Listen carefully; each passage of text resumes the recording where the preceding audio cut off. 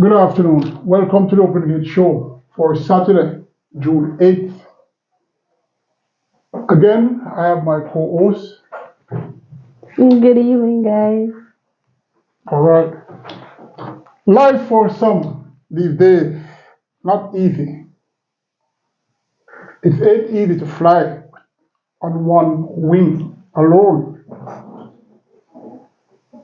A lot of people don't know how one is feeling, and they at times will make judgments. Tomorrow's race card, 9 race card, starts approximately 12:15 p.m. And the first race will go 1100 meters. And this is the first race that will honor our hardworking blacksmith at Caymanas Park. This race is for fathers that are up 150 to 180,000, with made with 60 of us who has not won 2 races, 8 declared. Number one, time to say goodbye is saying tomorrow goodbye to the straight route. Since his last 10 starts were all out the straight course. Number three, Sliced Alone could fight this out, even though not doing well when going on the third since the 19th of November last season. But this is a weak field, and that in effect could negate those worries for those who like Sliced Alone, as he could win this race due to that. Number four, Senor Kwanzi scored a long overdue win last time he raced on the 23rd of May, going 6 furlongs, winning all by 4¼ lengths, beating Jamaican Storm and Hail Mary, who is back again. Number five, Hail Mary, beaten 5½ lengths by number four, Senor Kwanzi. Can't see this 10-year-old reversing that placing as well as even winning. Number seven, Golden Emperor, ran 3 consecutive second place finishes the last 3 weeks of racing at Caymanas Park, and tries week 4 now against weaker. Number 8, Powder Princess, was the 1-5 favorite when last seen racing. That was on the 23rd of May, when going 6 furlongs, was one pace, ran evenly. Fourth, 7 lengths behind Senor Kwanzi in Jamaican Storm and Hail Mary. This is different now, and I'm taking number 8, Powder Princess, from number 3, Sliced Alone, number 7, Golden Emperor, number 4, Senor Kwanzi. Blacksmith is a great value for racers. Can you please explain that to me? Well, the blacksmiths are the ones who put the shoe on the horses. At times, some horses wear shoe longer than some. And when the wearing happens, it's like you're wearing a shoe and part of on one side is tilted. But these guys are trained person, and they're skilled in that they drive the nail on the edge of the horse's hoof. And inside, you have some very sensitive laminae. You know, for those who know, well, have eaten a crab, when you look at the claw, when you break the claw, there's a thin film of bone, which is almost transparent. That's the same type of bone, although a little bigger, that is in the horse hoof. Once you touch that with a nail or whatever, then that horse is in serious trouble. So they're a skilled person.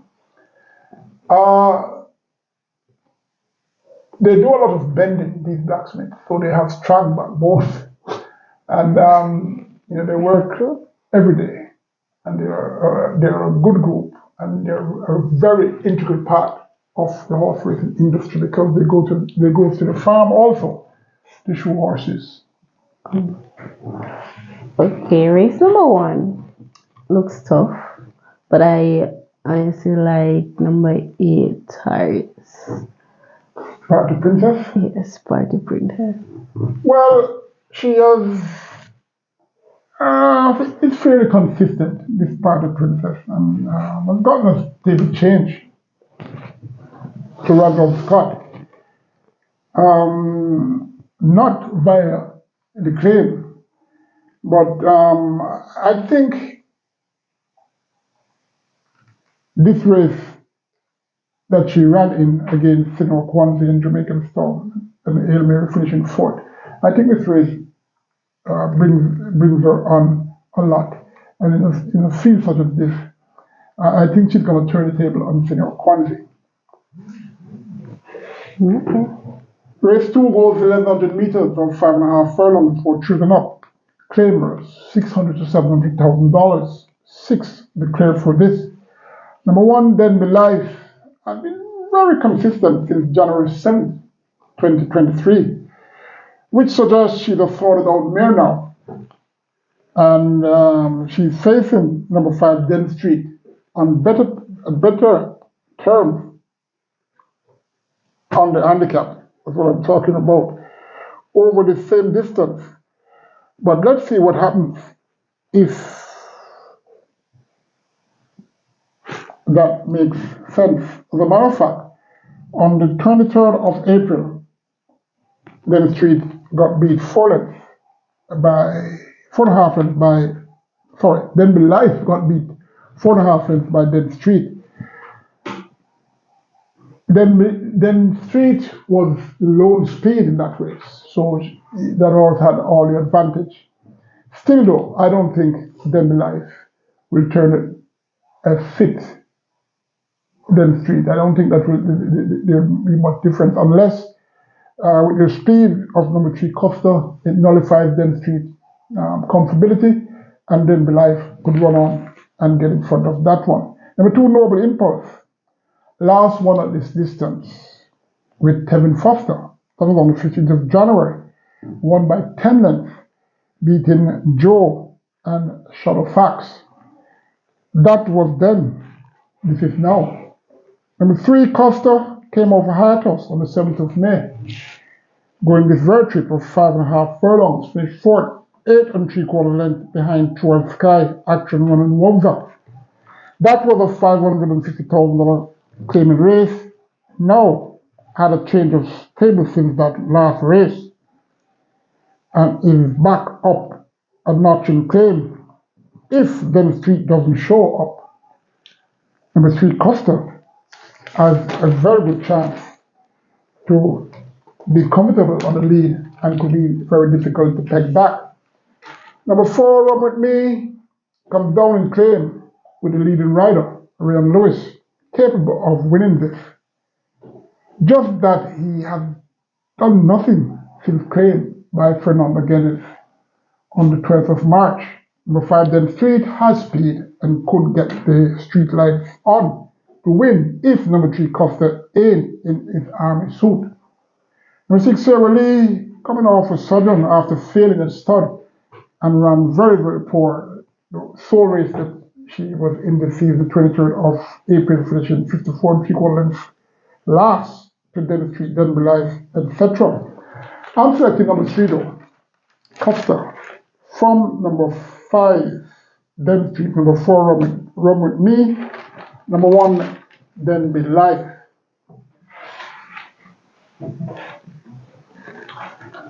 Remember Life. Remember Life.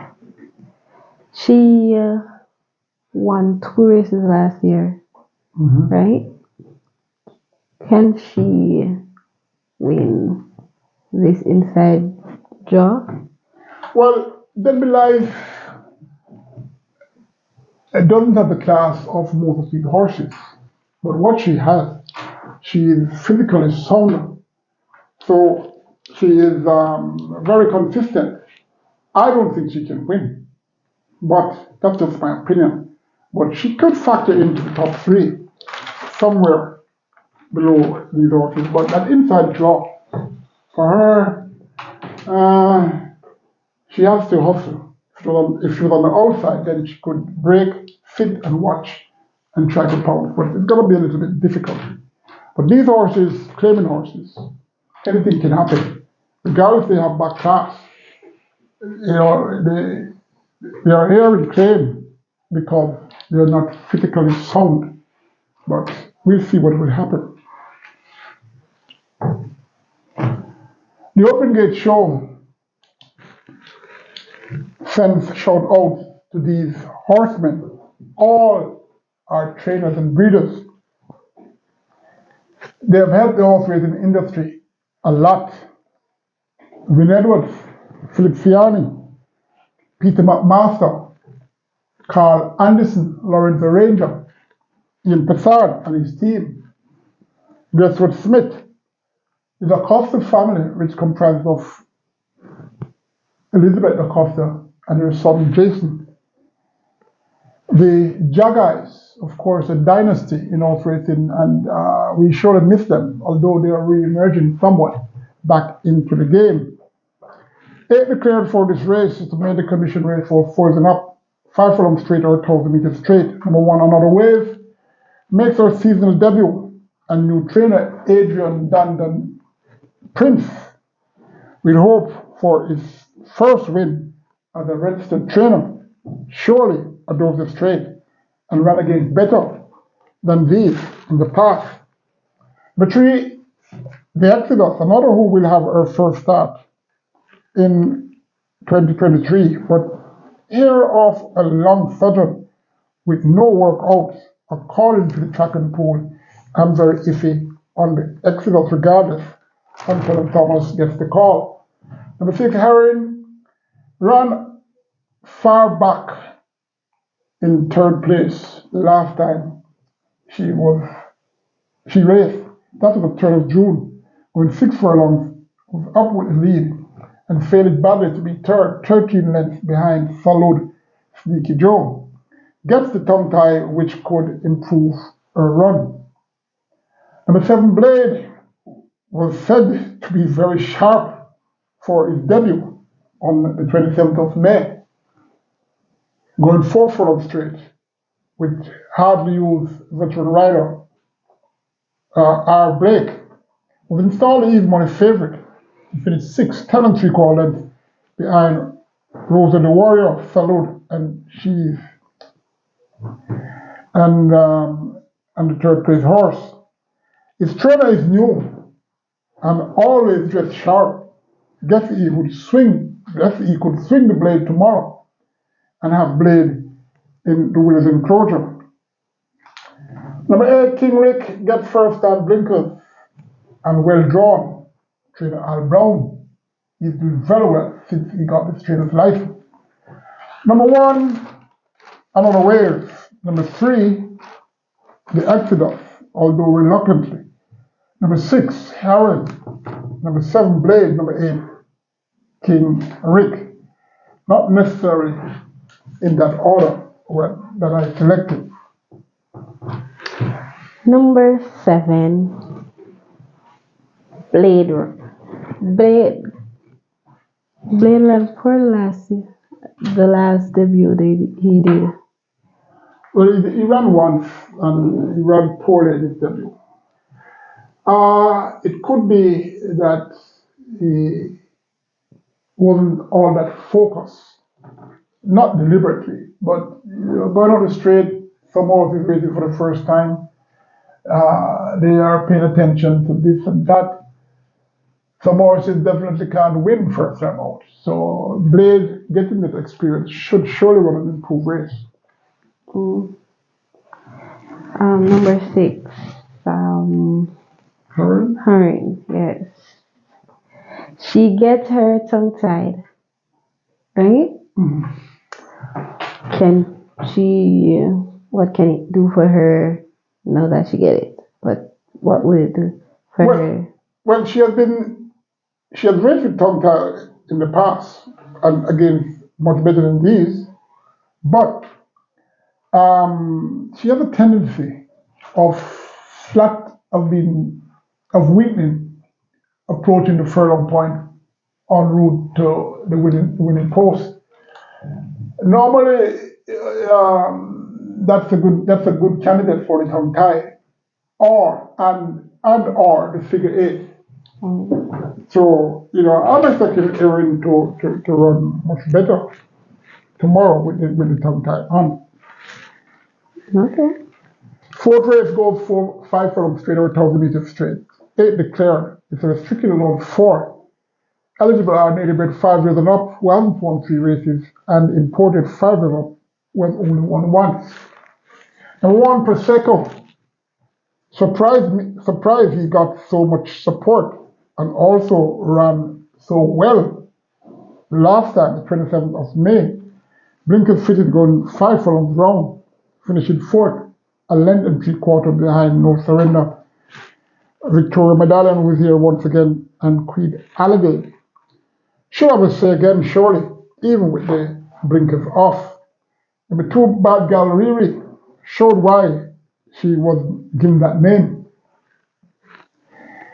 I've changed stable since that same race, where on the 27th of May, same race as Prosecco, broke awkward and was a bit behind, but motioned straight up to the leaders, but failed to be 11.5 lengths behind No Surrender, Victoria Medallion, and Queen Adelaide. Was the 45 favorite then. And as I mentioned at times, a change of stable, change of groom, a change of stall can work wonders. So possible Bad Girl Riri could behave. Number 3, Victoria Medallion came for the win medal last out, 27th of May, in the same race with No Surrender. That No Surrender won. Victoria Medallion finished second, a length and 3/4 behind the winner. Radish Roman was the rider then, he remains the rider now. Number 4, Queen Zan, her last victory was out this route, the 25th of February, won by 4 3/4 lengths, coming off a brief hiatus. Bettered Sensational Storm and Tiger Bell. Since then, hasn't really run much, but the 3 subsequent races were all 5th places. Surely, new trainer Barrington Bernard, who had the quiller in the first race last race meet, the winner was at a very long odds. He has apprentice Jordan Barrett to maintain that Queensland is very light. Number 5, Nakamura, fairly consistent sort, who came off a long hiatus on the 29th of April, going 5.5 furlong and got 3-1 and finished 4th, 11.25 lengths behind True Bravado, Silver Fox, and Traditional Boy. Came back 14 days after, on the 30th of May, going 5 furlongs straight, and got longer odds at 7-1, but ran much improved, finishing second, 5.25 lengths, Silver Fox. And Morse Code, who is once again in this race. Number 6, Morse Code, was only a neck behind number 5, Nekomara, in that race on the 30th of May, going 5 furlongs straight. The race of Silver Fox won. Number 1, that's who I'm selecting Prosecco from. Number 3, Victoria Medallion. Number 5, Nakamura. Number 6, Morse Code. Number 4, Queen Zan. Bad Gal Riri. Really? Bad Gal Riri. What the name said is all Bad Gal Riri. What for trouble? Well, Will she change? No? Well, she could, because of the change of surrounding. Maybe she doesn't. Young horses that they're termed highly strung. In other words, their blood is easy to get hot, and they're hyper. They're hyped up almost always. I'm sure. Well, she was at the stables of the former champion trainer Anthony Nunes, and I'm sure they have applied several applications to get this horse to quiet down.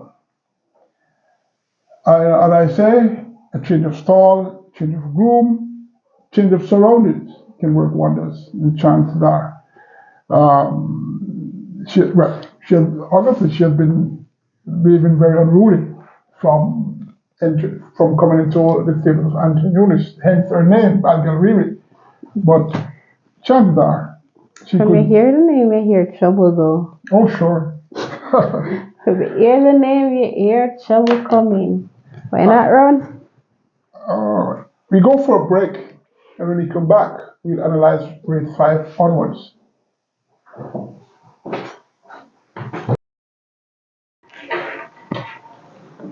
Welcome back to the Open Gate Show. We are at race 5. Race 5 goes 1100 meters over 5.5 furlongs. 9 declared.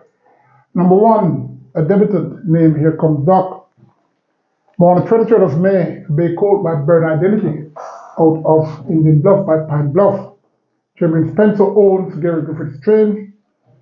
Karen Prasad, the breeder, owning Stevens the groom, or Shane Newlands the ride. Very, very interested in breeding lines. Trained for a while, but better have speed to be competitive from this inside post, being a debutant. Number 2, I'm interested, could improve and get into your low exotics at good odds. Number 5, Newland Links. Ran okay on debut, that's the 8th of April, going 5 furlongs round. Got a lot of support on the tote. 72, finishing 6 lengths behind Kai on Digital Light. Newland Lynch came back 2 weeks later with first time Lasix and got 29 to 1 and ran poorly, finishing 10th, 14 and a quarter lengths from in that race. Been busy in the mornings, and his trainer, who should be the 2023 champion trainer, defending his title, of Jason Acosta, could connect the links for the win. Number 6, Super Lex. Kind of like this leggy colt as a yearling when I saw it. Not seeing much of he due to my morning schedules, but he should be able to show some value by now. With that experience, on debut the 8th of April, finishing, well, I got 7 to 1, finishing 30 and a half and 6 behind Electrode, Blinking Light, and company. Number 7, Phenomenal One, both the best form cycle here. Heavily raced and is one of 3 here for trainer Jason Acosta. Number 8, Love of God, exposed her present well-being. The last time she ran, the 3rd of June, going 5.5 furlongs, up with the speed, and finished second, 3 lengths behind. She's a miracle, she's a mirage, rather. Number 6, though, Super Alex. For number 5, Neural Links. Number 7, Phenomenal One. Number 8, The Love of God. Number 1, Here Comes Doc. Those, well, one of those should win. So, question. How tough is being a trainer in this horse racing? Well, you have to wake every day. Well, not necessarily 4 a.m. in the morning. It all depends on how many horses you have, as well as all depends on what type of trainer you are. There are 3 different types of trainers, but let me speak of myself. I wake every morning at 4, and well, mostly, and of course I pray before I get out of bed. Don't even have time to have a tea or whatever and get into the car and drive to Caymanas Park. Well, it cost me $36,000 every month for gas and toll. In the mornings, you check with the horses how they are, and you remind the workers who is going out now and who is going out later. Horses are exercised, and hopefully they go well. And at the end of that period, which lasts maybe about 8:30 or about, you go back to the stables and you look at the horses, how they're eating, how they came out of it. Well, if they gallop, how they came out. Of course, you have a good worker, a good groom, I should say. You make it a little bit easier. At times, you have to call the owners, and owners nowadays are a pain in the ass. They want to know everything and they want to tell you what to do. Well, most of them, I should say. And so you might spend 2 hours relating to them. Then you either go home or you stay at the stable.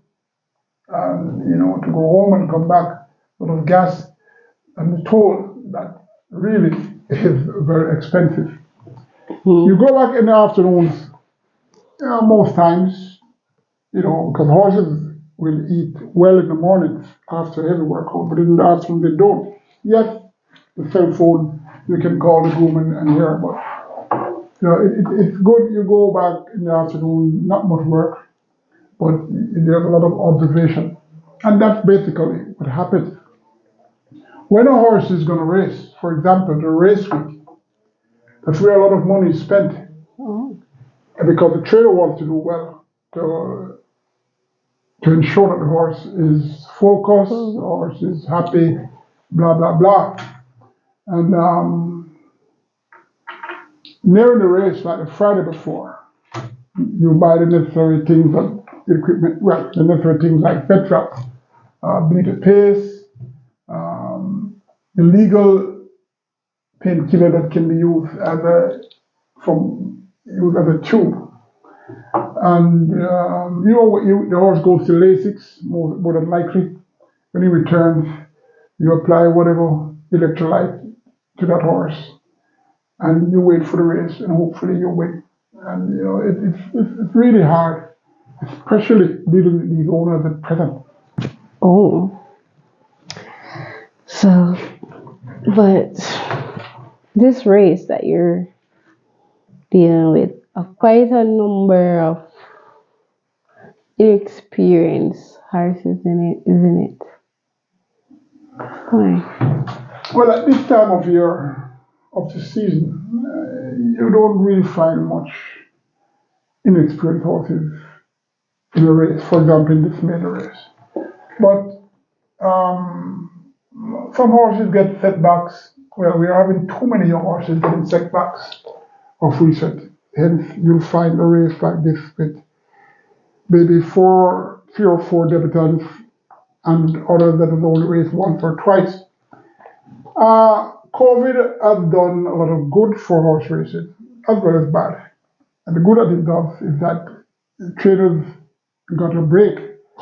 Well, the horses got a break. So getting them back is a much more slow process. But quality horses, normally they're easy to have issues.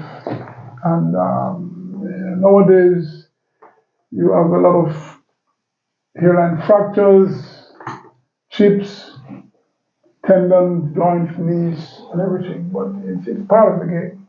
You don't have much horsemen around as I like in the past. So, show us to go on. The vet makes their money in trying to get these horses back into Shape. shape, getting back into more comfortable from pain and issues like that.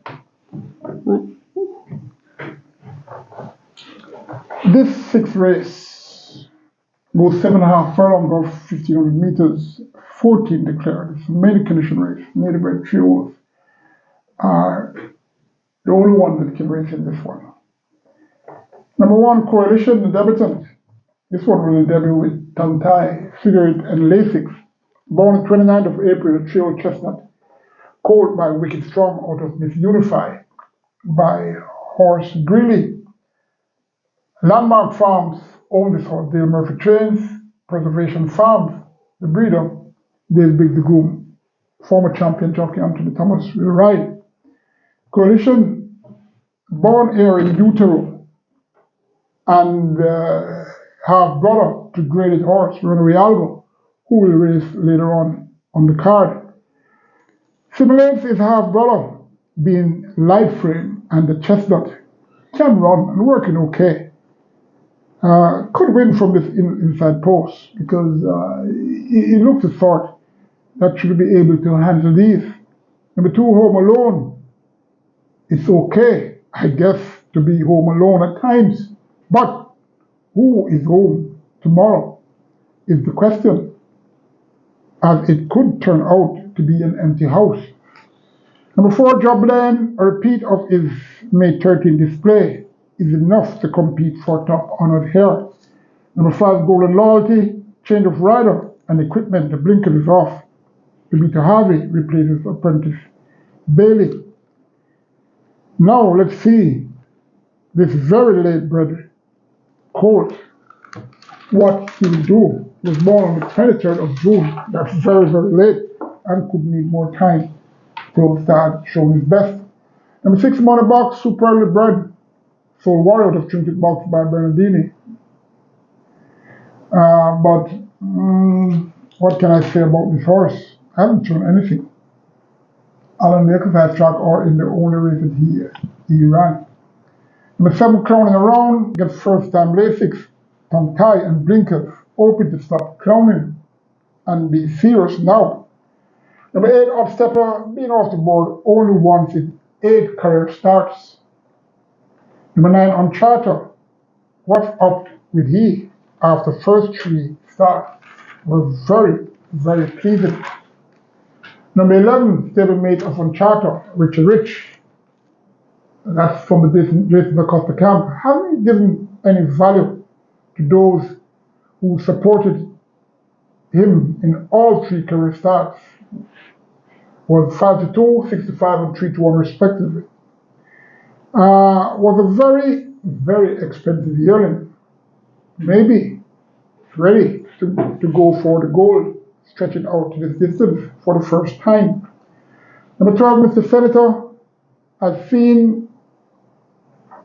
seen as a decent sort as a 2-year-old, but waned a lot and has not been performing as anticipated when he was a 2-year-old. Number 13, Antarctica, seen on cloud 9 in the mornings. Could be too fresh or too fit. I can't decide, but his chances are good if he's ready. Number 14, Superior, looking a bit more muscled of late, but still needs a bit more time to win. However, could get on the board. Number 1, Coalition. Number 13, Antarctica. Number 11, Rich. Number 4, Joplin. Number 14, Superior. Number 7, Crowning Around. 6 horses there. And I'm sure that if you box these 6 horses, trifecta, you should be a winner. Question. What do you mean by uncharted? Uncharted. Well, a name of what Shakespeare says. A rose by any other name would smell just as sweet. And uncharted, I don't know really what the name. Why they name that horse that name? But horses are named after. There are a lot of weird things, and it all depends on the owner. The peril. All right, let me go on. Number 2 horse is Home Alone. Talk over. Number 2 horse is Home Alone. Can you tell me about him? Well, maybe you like the name. This horse has been well heralded by some, and even at home, there are good thoughts of this horse. In the early part of the year, I think he looked very good, and I was thinking that he would be on the classic trail. He has had some issues.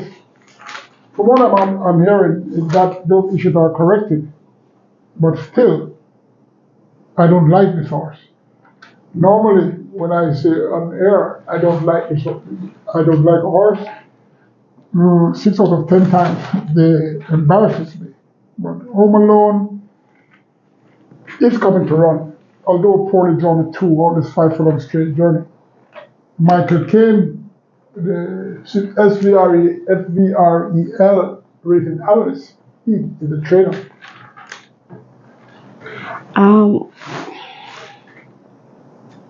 I should ask this question earlier, but I didn't.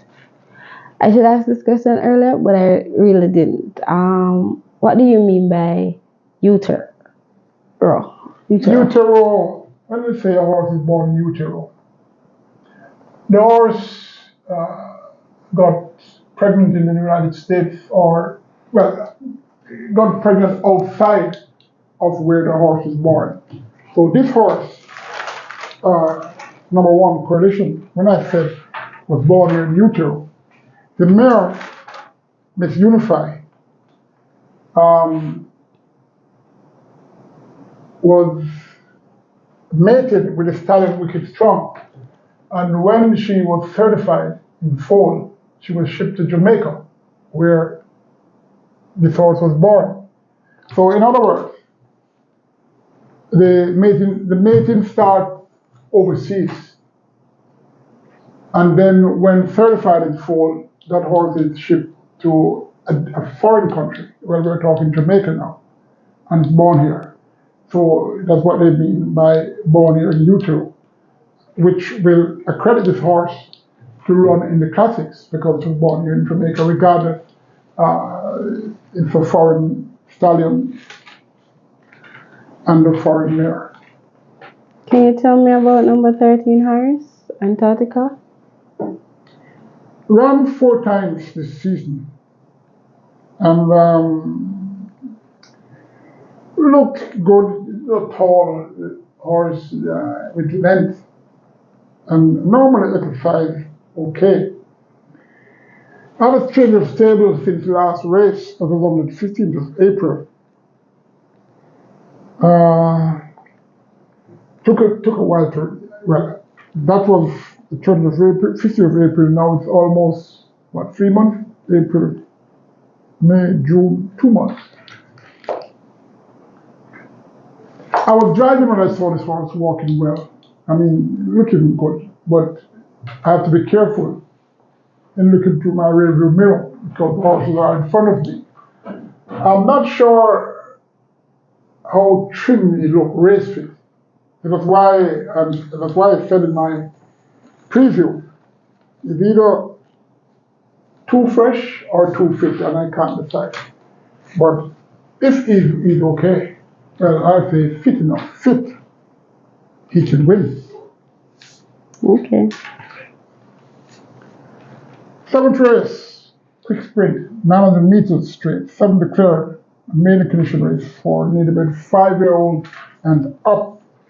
Number 2, Silver Soul, could get in top 3. Number 3, Avid and Iron, a very low exotic slot, could again come.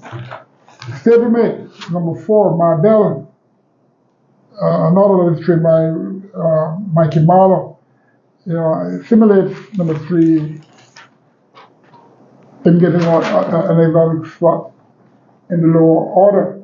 Number 5, Crushing Power, has speed and could have been waiting for this short sprint, but so too are others. Always falters approaching the wing post. Figure it off and they beat Harvey. He returns to ride. Number 6 rather, Sparkling Tradition, should be fitter with that run off a layoff on May the 30th and is now paper light. Number 7, Sabina, raced 5 times, twice late December 2021 and 3 times in early 2022. I've been training for quite a while, steadily, and of late has worked well. However, even in all her starts, she flattens in the last furlong. Ain't much to compete with here, so chances are she could win the 5-year-old maiden. I'm selecting number 7, Sabina, from number 6, Spark and Tradition. Number 2, Silver Soul, for the 3rd spot. Question though.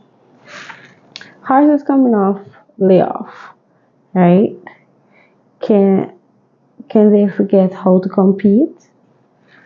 Well, the rule of thumb, if a horse can perform well in its first career start, right, that's in debut, then it's more than likely coming off a layoff, they can be still competitive. It all depends on how race fit the horse is.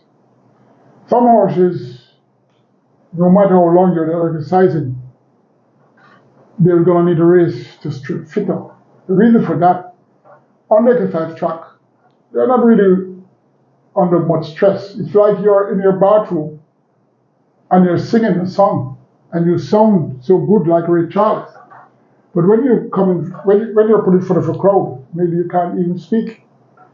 So horses, when the race is about to start, when you start saddling and they hear the crowd and they see so much movement, a lot goes on in their body, and they're a bit nervous, they lose concentration, etc. Some horses are like that. So it all depends on the horse coming off a layoff and being competitive in the race that he's slated to run. Okay. Penultimate race, race 8. This race is the Thunderbird Trophy. Thunderbird was trained by Howard Mackenzie, owned by Lost Deck Syndicate. Regular rider Fitzroy Gillespie. He usually rides this horse through the open allowance race for 3 and up. 6 declared, 1400 meters or 7 furlongs. Number 1, Morning Monster. Owned, trained and bred by Fitzroy Gillespie, and appropriately is in this race, the Thunderbird Trophy, which that horse, as I said, he rode a plenty. Hasn't done well in this class last 3 times there. However, I've stepped up on the exercise track Sunday the 11th of June, got up a flat 5.5 furlongs and 1/8 flat. Last 5 furlongs and 101. That's a very, very good workout indeed. Number 2, Laban was a winner when last at this distance, the 20th of November. Well, not beating much. Big daddy positive ID, allowing these horses weight. Number 3, Duke, excellent form cycle this Duke. Looking sharp and surely will do well again. Number 4, Excessive Force, the class Horsehair, making his seasonal debut. Well, he loves it fresh, but I think he's going to need this race. Number 6, Ronaldo, consistent thought, who failed to sprint on the 27th of May, going 5 furlongs straight, draw a 3, and it shouldn't have bothered this horse, being how classy he was. The visor was on then, it's off now. Ronaldo finished 4th, 4.25 lengths behind Emperor of the Cat, Yellowstone, and Duke. Incidentally, Ronaldo was maybe ahead behind number 3 Duke. Will be all by his lonesome on the lead, and with the ease that he gets in the handicap, he should win and give trainer Dale Murphy a deserved victory. Number 6, Ronaldo. Number 3, Duke. Number 4, Excessive Force, in that order.